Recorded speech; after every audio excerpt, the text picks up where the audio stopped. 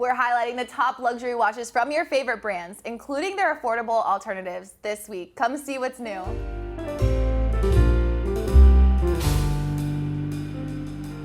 Wonderful to see you guys. Good to see you too. Great to be here. I know we're talking some great watches that have arrived this week. We get to uncover what's new on bobswatches.com. But before we get to it, I want to be able to chat a little bit about this episode. So we are not doing a regular episode. We're kind of mixing it up a little bit. Yes. I kind of mentioned we're discussing top luxury watches and some affordable alternatives for them, which means when it comes to a wrist check, we're going to each do it as we present our pick this week. Does that sound okay? I like it. That works. All right, so if you guys are unfamiliar, Justin represents with the top modern watch each week. Brandon represents by finding the top vintage watch each week, and I get to represent by bringing the top ladies watch.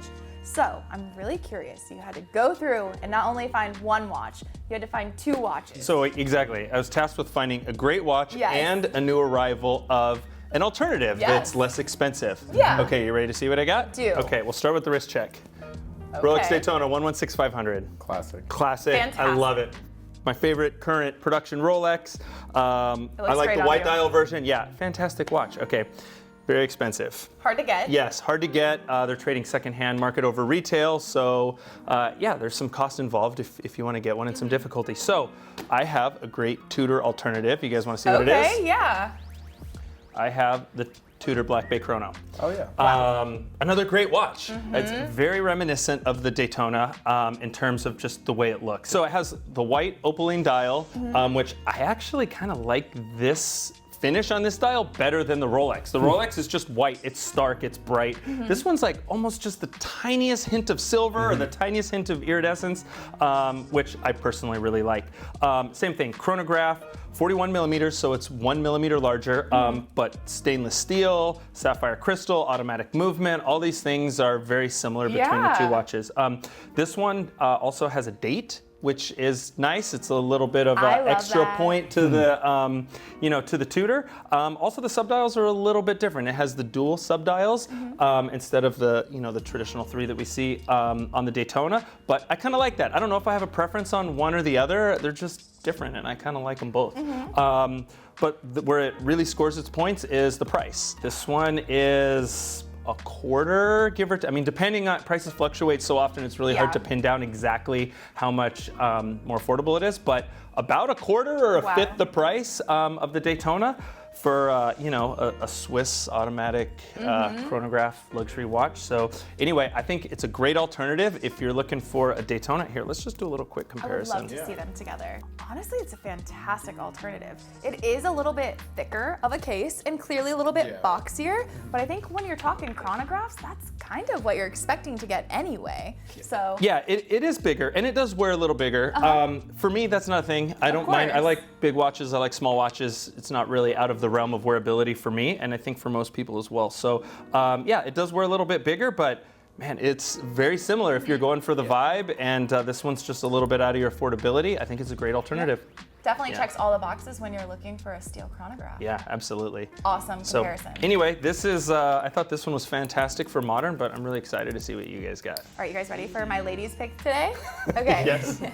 I am excited to kind of veer into a different lane today. I'm going stainless steel. So let me start with my wrist check. So I have an awesome wrist check today. So I have a Patek Philippe 24. Beautiful. This is definitely a little bit glitzier than sort of just the standard 24. I really love this watch. It is stainless steel. It's honestly looks great on my wrist. It feels fantastic on my wrist. It's a little pricey. Patek Philippe, it's very premium when we're talking luxury watches. So I thought, how can I maybe bring this down just a step when we're talking price point specifically? You guys see my box. It's very clear I have a Cartier today, but what did I bring? Not just any Cartier. I brought a Cartier Tank Solo with some gorgeous diamonds. Ooh. Now, again, price point is a little bit different, but let me get to the comparison. So this one is just about 28 by 35. It's a little bit taller than this one. This one's 25 by 30, so it's a little bit more compact. You've got diamonds around the bezel as well. Both quartz movement, sapphire crystal. You've got kind of this cushy, silky bracelet. It's the manchette sort of Art Deco design here on the Patek. We've got a silky multi-link bracelet that also has a hidden deployant clasp as well. So see how it kind of just pops out? Oh, very nice. See? Super similar, super cozy. See that? Very similar. Super Yeah. similar. But then when you kind of flip it around, you've got diamonds on the bezel. The dials are a little bit different. Yes, you have the hour markers at 12 and 6 on the 24, where you, on the Cartier, you have it all over. Yep. You have sort of those standard Cartier, not only Roman numerals, but you've got the swords. You've got the blue cabochon, which I actually love the counter on the 24. It's an onyx crown, which I just think looks really pretty and actually pretty similar.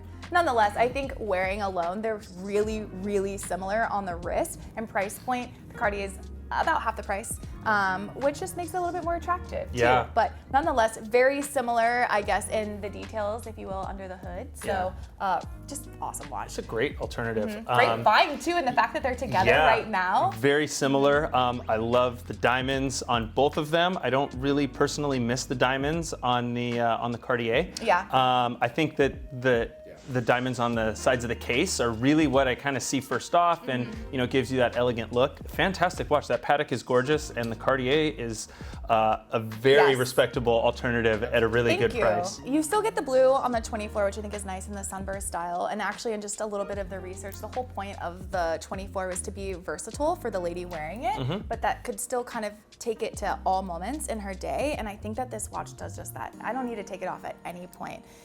It's stylish and versatile, but still very timeless and iconic. And I think both of these sort of send that home. So Yeah, absolutely. really fun find. Yeah, that's a good choice. Thanks, guys. All right, Brandon, what did you find in vintage? So I'm gonna do it a little backwards here, and my wrist check is actually alternative, so I'll show you what I've got here. Okay. I've got Yeah. a reference 1655 vintage Rolex Yes. Explorer 2. These have really grown on me. One of my favorites as of recently. Love it. So these came out in 1971, and they were specifically made for cave explorers. Yeah. Basically, this watch, the function is to tell the difference between day and night. So the 24-hour bezel corresponds to this 24-hour hand. So when you're in a place that's like all dark, you can know if it's AM or PM.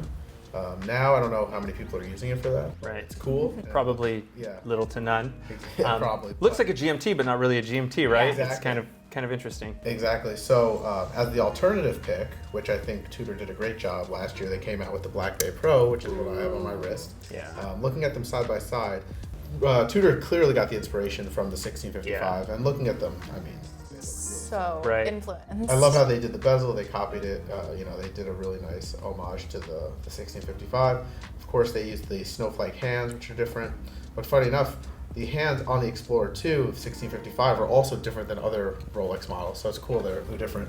The 24-hour hand, they used more of a black, a snowflake style, where this one's more of an arrow. But the way that this one aged, it's funny, they're kind of a similar color also. These, for nice Explorer 2 for 1655s, it's going to be in like the mid-20s. Yeah. And then for the Black Bay Pro, this is like a fifth of the price or so. So Yeah. if you want this look, but kind of want to be in this range, I mean. Yeah.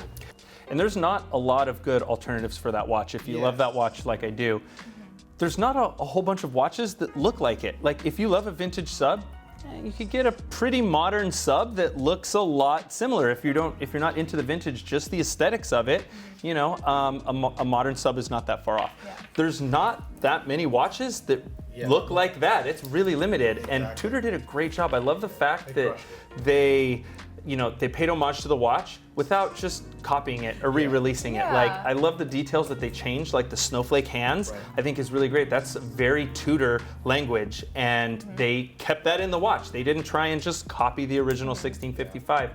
Same thing with the color of the hands. Like, they could have gone that bright orange, which Rolex does. We see it on the Explorer 2, the new Explorer 2. It's that same hand, it's bright orange, Yeah. and that's great. But I love the fact that Tudor didn't try and just copy all those things to a T. They copied the look and feel Yeah. and the design, but also kind of kept it different enough Right. that it's still Tudor and it's still a thing. It's a great watch. I love that one. I love this watch a lot. I think alternatives as a whole are such a fun thing to conversate around. I mean, especially once you kind of get your heart set on a watch, sometimes it's not always immediately obtainable. Right. Sometimes you can maybe grab something in the meantime on your journey towards Yeah. that piece, kind of like helps supply sort of what you're looking for, or you just get to sit and hope and wait and actually one day get to that point. Absolutely. So alternatives have their place and position, and I'm grateful that you guys are able to kind of source some really wonderful ones for us today. So Yeah. thank you guys. Speaking of alternatives, what alternatives are you guys big fans of? Have you actually gone on this journey yourselves? Please sound off in the comments. We're always curious where you guys are at. Also, if you happen to have a favorite of what the guys and myself represented this week, please let us know. It's always fun to hear where you guys fall in this talk. So we will be back with another episode next week. So until then, everybody, be well.